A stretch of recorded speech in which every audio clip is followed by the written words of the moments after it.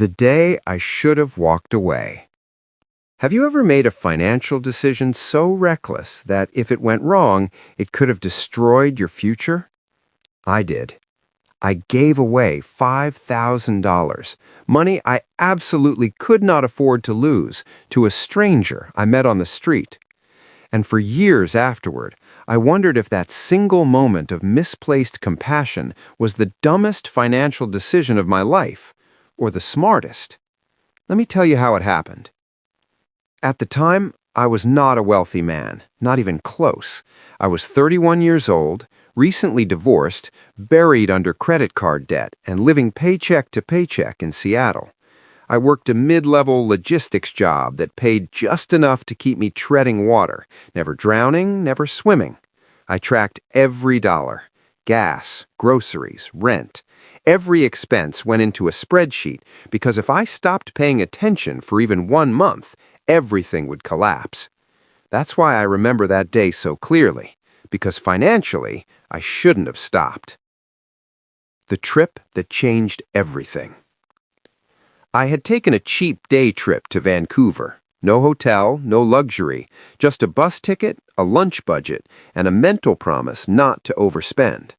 I told myself it was a reset day, a break from numbers, bills, and anxiety. I stopped at a small cafe near the bus terminal. Nothing fancy, chipped mugs, worn booths, the kind of place where nobody rushes you.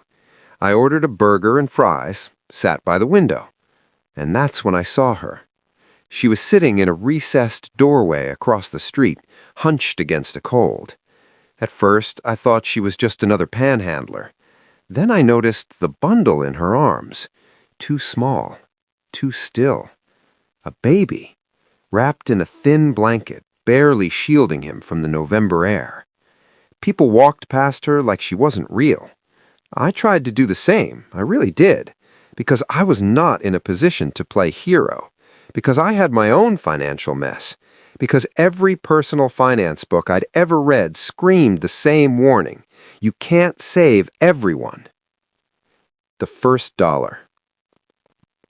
I finished my meal and told myself I'd give her $5. That was it, a controlled expense. I stepped outside, reached into my wallet, and crouched a few feet away so I wouldn't startle her. She looked up at me. She was young, painfully young, 14, maybe 15. Her eyes were red, her face hollow in a way no teenagers should be. "Any change?" she asked, forcing confidence she didn't feel.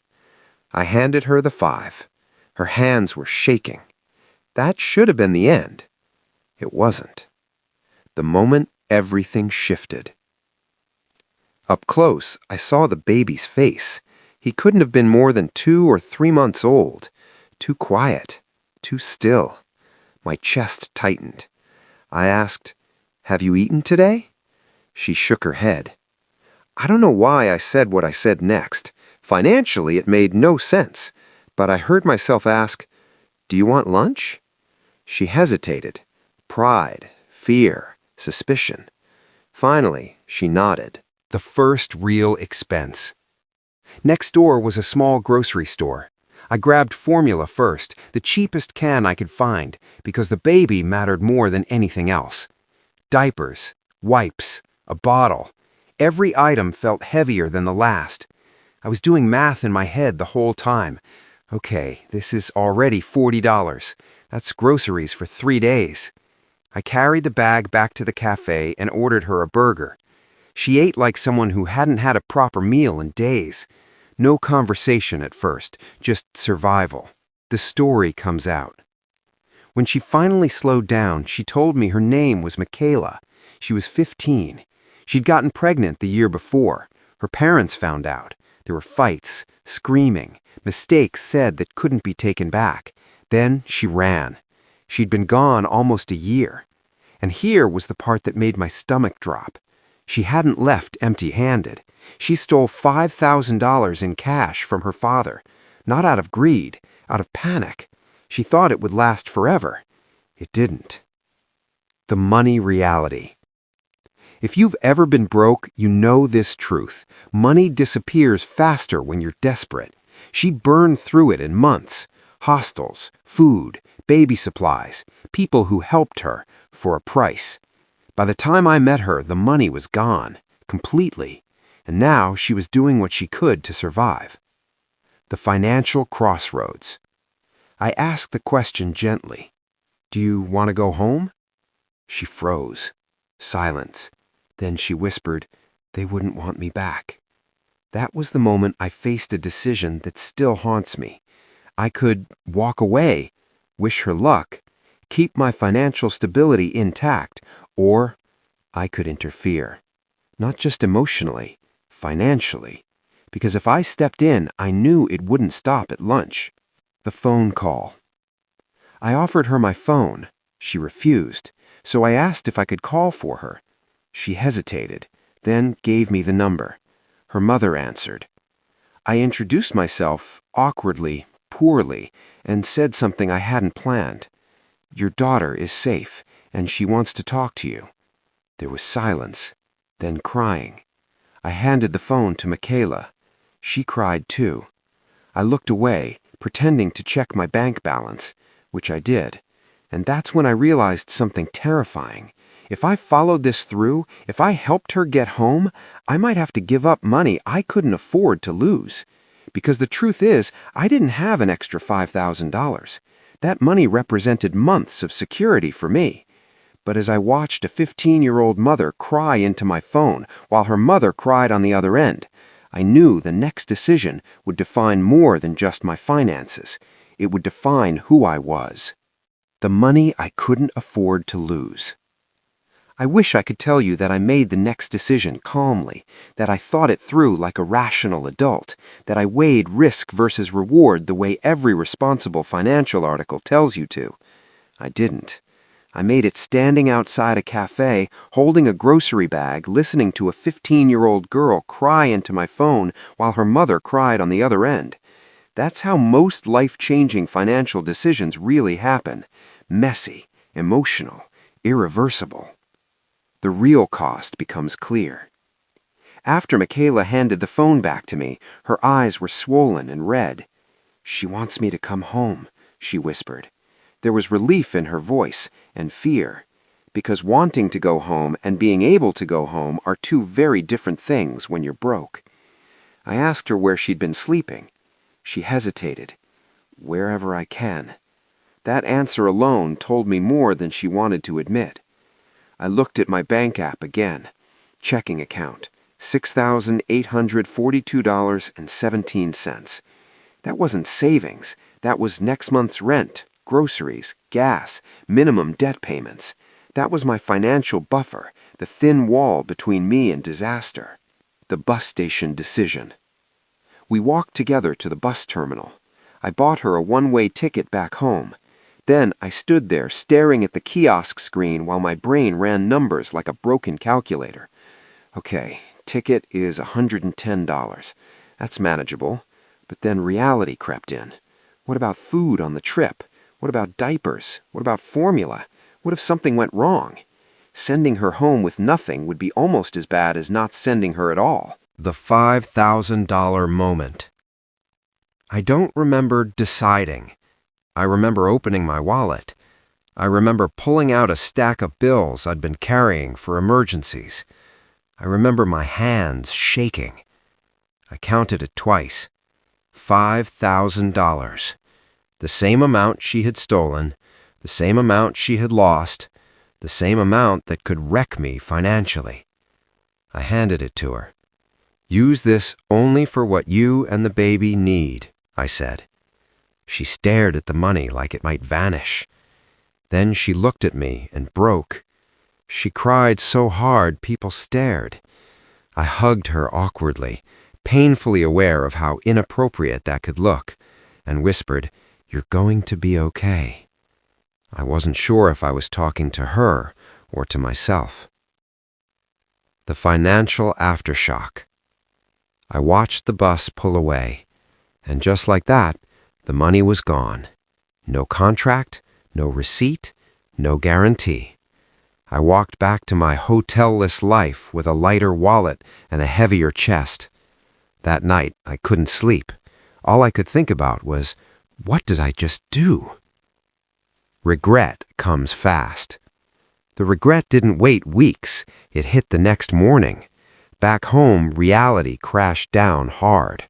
My car needed new brakes, my rent was due, a credit card payment bounced. I had to call my landlord and ask for an extension. I hated myself for that. I'd spent years building back some sense of control after my divorce, and in one impulsive moment, I'd blown it. I replayed the decision over and over. She could have lied. She could have disappeared. I could have been scammed. There was no way to know, and that uncertainty is poison to someone who lives by spreadsheets. Months of silence. Weeks passed. Then months. No message, no call, no update. I assumed the worst.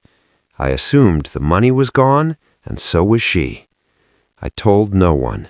Not friends, not coworkers, not family. Because how do you explain something like that? Yeah, I gave away my financial safety net to a stranger, and now I'm struggling. You don't. You suffer quietly. The first sign I was wrong. Almost a year later, a small envelope arrived in my mailbox. No return address, just my name. Inside was a handwritten card. Inside that card were 3 words that stopped my breath. "We're okay now." It was from Michaela. She wrote that she was home, that her parents had taken her back, that things were hard, but better. She thanked me for believing in her when she didn't believe in herself. I sat on my couch holding that card for a long time, and for the first time since Vancouver, I felt peace. Life moves on. Years passed. I rebuilt my finances slowly, carefully, painfully. I got promoted, paid off debt, eventually remarried. Life stabilized. But every Christmas, I got a card. Michaela updated me on school, on her son, Joe, on how she was trying to build a better life. She never asked for money again, not once. The financial payoff I never expected.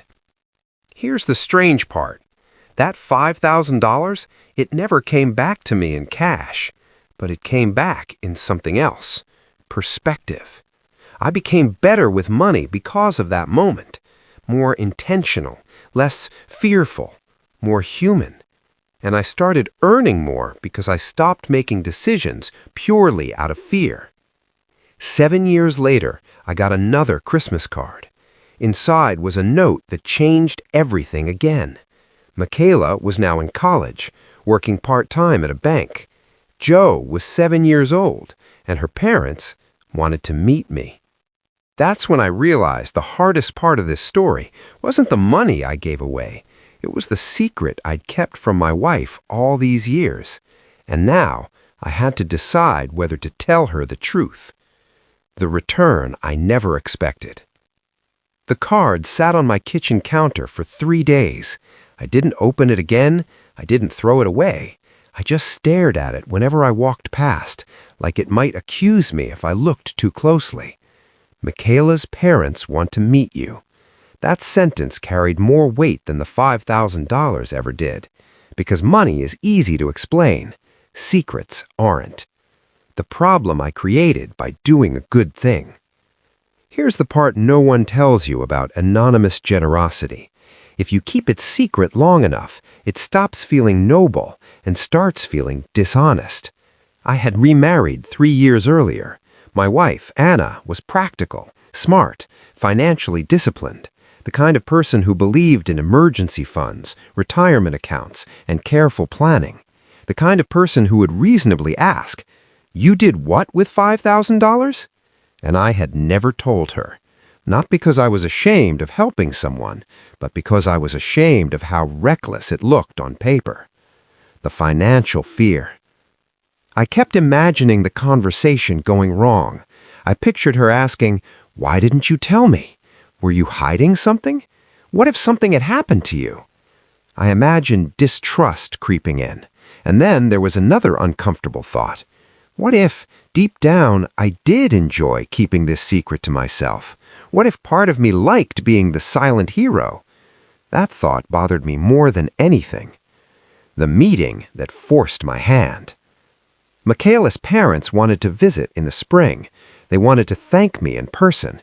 Her father had even started sending me bottles of homemade whiskey every Christmas, which I'd carefully hidden in the garage. I couldn't stall forever. So one evening, after dinner, I told my wife, "There's something I should have told you a long time ago." Her face tightened immediately. Those words never come with good news.